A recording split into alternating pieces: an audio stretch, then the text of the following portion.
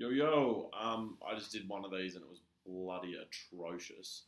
So I'm going to do another one and hopefully this one comes out a little bit smoother and cleaner while I'm not hogging the internet for other platforms. Three things we looked at this week for the parents. The first one was just a simple statement about what being a parent means.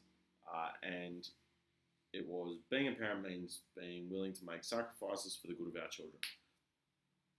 Seem to connect with a few parents, which is pretty classic. I think most parents would see a lot of what they do in parenting as making sacrifices, often incredibly thankless ones where children never thank you, nor will they understand until they're much older.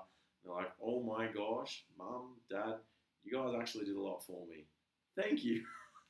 Might take 20 years to get the thanks, but it'll come eventually. Or usually, if the kids have got to go through a bit of struggle themselves and work through a lot of different things, it'll come. The second one was should girls learn self-defense? And what I'd like to do is bring up the comments on this. So let me see if I can nail this. Is that going to let me?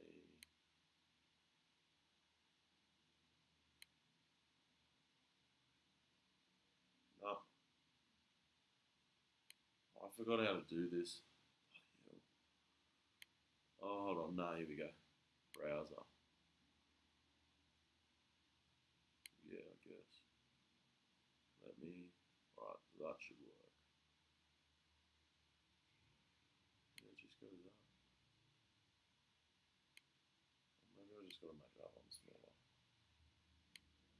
And then. Hold on. That doesn't work. Alright, let me get rid of that. Shit.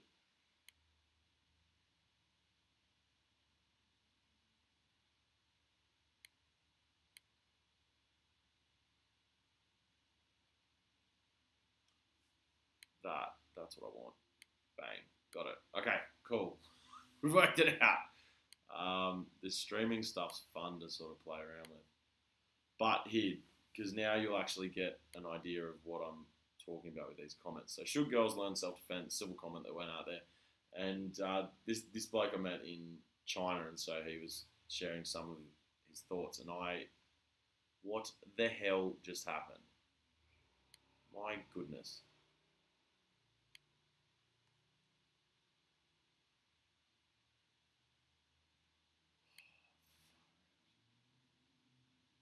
I didn't press anything.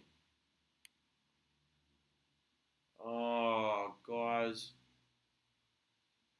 It just isn't working today, is it? Alright, well, let's have a look at this. What's the single most important thing for kids to learn? This one was interesting. I'll come back to the self defense one for kids. I'll work it out in a sec. Are you kidding me?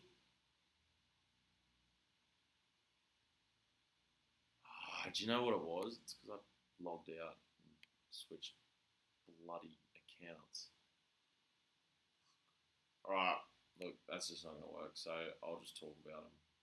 What a pain in the ass that is. Let's get rid of that. Okay, so I've completely lost my train of thought. This is going to be like the worst live stream I've ever done. So welcome to that. Should girls learn self-defense? Got comments from a couple of blokes. One that I've met in China, and he's got some kids there now.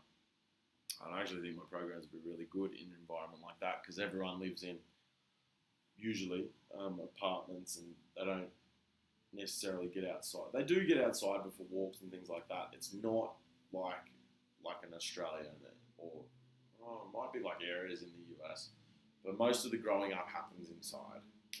They're not outside a lot. So being able to sort of have access to online programs that teach self-defense, I think, is really important for people in that area. And if you want the free link, there should be something in the description. If it's not in the description, it'll be in the comments. Or if not, put a comment and I'll get it to you for the free week for your girls. But the reason to me that it's so important for girls is just understanding more about the abuse rates towards girls in particular. Like 3 in 5 girls will be abused sexually before the age of 12. That's insane. Like, that's absolutely crazy. And if the focus is on trying to change the outside world so that the girl doesn't have to change and become more competent or more skillful or learn something different, you're probably not going to be super successful. But if you change that focus and you focus on the individual, you can completely change her world. And she doesn't have to learn a lot. And that's the thing with self-defense skills. It doesn't have to be a lot. You just need some very effective, simple things that will work on anyone, or let's say 95% of the people, 95% of the time. And ideally, a big part of that would be preventing any physical confrontation from happening. So teaching them things like spatial awareness, teaching them how to use specific strikes, where to hit should they need to, how to diffuse situations before they even get there, and how to make sure that they're controlling their emotional state when they're going into those things. They're very important things, and they're all things that I do. They're things that I've not seen happen anywhere else, and I've made a concerted effort to be the leader in that form of education for children in general. But I made it with women in mind, with girls in mind. It's specifically designed for them. Gets great results for boys as well, but the extra bits that are added in are much more for women than for boys, or girls than for boys. So check it out if you haven't already. If it's not a priority, I don't understand why it's not a priority. More of a priority for girls to learn that sort of stuff. It's like, oh, but my girl doesn't like it. They want to do dancing. They want to do music. They want to do art. Okay, cool. Your girl probably wants to eat ice cream every single night and nothing else. Are you going to let her do that? Like, letting your child, when they are a child, decide what to do in every aspect of their life for what is best for their life is not only a horrible parenting decision, it's really unfortunate for the child. Because one, that's not the way the world works, and two, that's going to be highly detrimental to them. To think that someone who is 4 years old or 5 years old knows better about the long-term decisions for their life and the consequences of those than the parent, and letting the 4-year-old or the 5-year-old make those decisions, in my mind, is insanity. It is absolutely crazy. So there's got to be a point where you're like, okay, cool. Even if my child isn't going to enjoy this, like it, they're going to do it because I know as the parent, it's the most important thing for their long term. I know how this is going to flow on into their life and affect them. I know how it's going to help improve their confidence. It's going to improve their courage. It's going to improve their ability in social situations. It's going to mean I can trust them more when they can go out. It's going to mean they have more freedom. Like, there's so much upside to learning self-defense and martial arts. I don't even know of any downside to it. You get smacked in the face a few times, but I mean, even that is good to know that you can take it and it's okay. So when it happens, it's not the first time and you're not freaking out. That's about the worst thing you can do when something goes wrong. So that's the most common excuse that I've heard parents give, and I think it's a really sad reflection on the state of most parenting and the opinion. Even if it's not true and they're just looking for an easy out because they don't want to argue with their kids, and I get that. But when it comes to a child's safety and long-term well-being, some arguments are just worth it. And I just think they're really important things to learn. And it astonishes me that it's not more of a priority. Certainly if I had girls, that would be head and shoulders above anything else that they'd be learning. Because I think it's very important. And they don't need to, like I said, they don't need to be amazing at it. They just need to be very, very good at a small amount of things. And it's going to prevent so many problems. No one does it. So, well, not no one, but very few people seem to have that perspective when it just seems so obvious. So, each to their own on that. The other post that was quite interesting and I enjoyed doing this week was looking at what each parent thought the single most important thing for their child to learn was. And I like this because whatever the thing was that parents would say, there was different definitions and reasons attached to that thing. So respect was one of them, humility was one of them, love was another one. There were other ones in there as well, but I'm just not recalling right now. There was about 20 comments on that post. But it's an interesting discussion, and my response is always like, okay, cool. What does that look like to you? Respect is a very interesting one because different people see respect differently, very differently. My dad would be one who has his ideas of respect, and I don't even think he knows how to define them because I always ask him when he tells us that we're disrespecting him as children to the father. I want to quantify why and see how that can be rectified, or whether he's just using it as an easy out because he doesn't want to engage in constructive conversation. Right? Usually it's the latter because I'm yet to get a clear definition as to what respect actually means to him. And most people I find that have that as a priority, and it used to be one for me. The problem with that for me is like when I go back to the girls and the self-defense thing, if you're trying to focus on the outside world and change all that, you just end up making yourself a victim. And respect is purely focused on the outside world, right? Well, okay, unless you're talking about self-respect, that's different. But if you're looking and expecting the outside world to respect you in a certain way, or have respect, or show respect in a certain way, your emotional state, how you feel, is not in your control. It's now in the control of everyone around you, which for me is one of the worst mistakes you can possibly make. Because being in control of your emotional state, to me, is like everything. It's the foundation of everything. And if you give that power to the outside world, you're just going to be like the weather. And you're not going to have that stability that you need to make good decisions consistently to get the sort of life and the level of happiness that you want. So depending on how you sort of define that and what your rules are for that,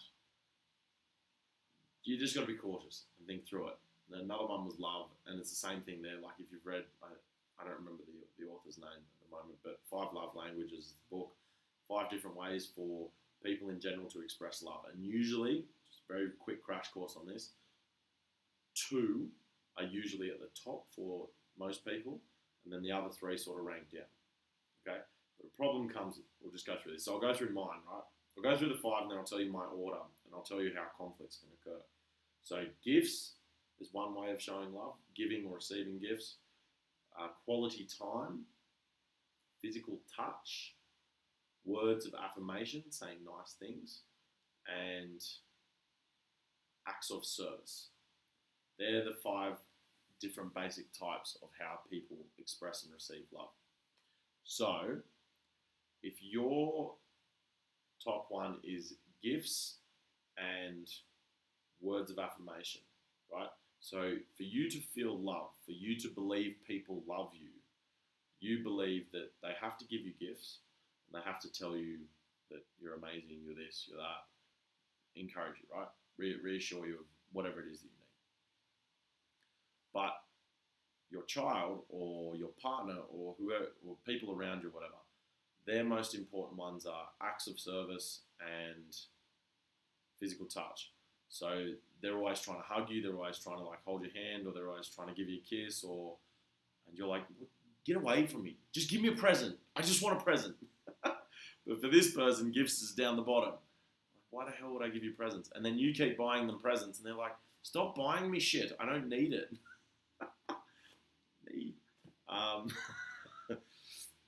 It can be very frustrating because you're both expressing loves in the way that you want, but not in the way that the other person needs it to be received, that they understand, right? And that just varies person to person. There's no right or wrong. It's I think the best example is when you think about just going to get ice cream, right? And you've got vanilla, you've got chocolate, you've got strawberry, you've got your mango, you've got your salted caramel, you got your cookies and cream, you've got all these other different flavors, right? You go in, like, all right, cool, what ones do I want? I want vanilla and salted caramel. Not every other flavour is wrong, right?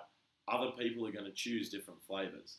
It doesn't mean that they're wrong or bad or better or worse. It just is what it is. And it's the same thing when you're looking about how people communicate love or affection.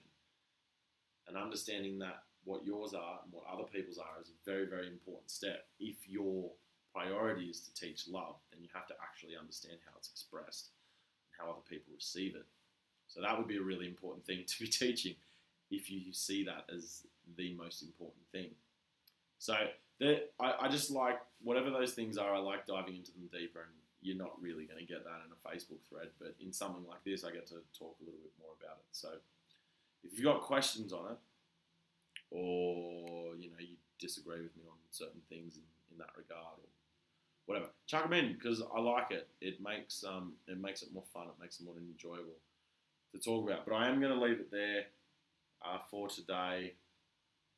Check out the links in this. If you've got questions or other things that you'd like me to talk about, let's do it. Other than that, we'll leave it there, and I'll see you guys on this next week if I don't start doing 2 of these a week. I might.